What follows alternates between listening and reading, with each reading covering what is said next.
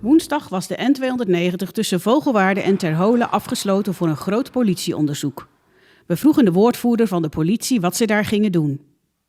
We houden vandaag een validatieonderzoek en dat betekent dat we de sporen die we op 11 juni hebben afgenomen, of mijn collega's van Forensische Opsporing van Verkeer, dat we die dubbel gaan checken, zeg maar, of onze bevindingen kloppen. Dat is het eigenlijk. Is dat een reconstructie? Nee, dat is geen reconstructie. Bij een reconstructie speel je het ongeval echt na. En hier gaat het alleen maar over de snelheid.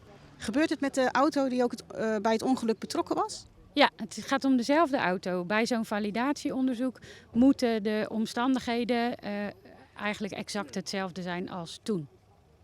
Is die auto ook helemaal uitgerust met meetapparatuur?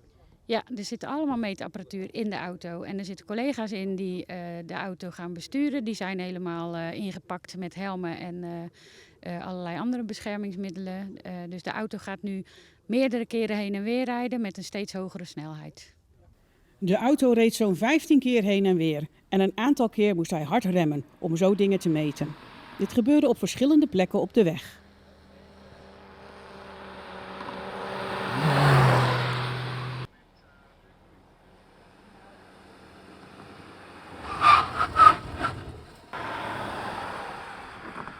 Nu zijn er ook nabestaanden uitgenodigd. Waarom? Vanwege een stukje betrokkenheid bij het onderzoek. Zij moeten ook iets kunnen afsluiten natuurlijk. En zij moeten weten wat wij precies onderzoeken. Of ze willen weten wat wij precies onderzoeken. Vanuit een stukje transparantie. Is het voor jullie ook een pittige klus als lokale politie?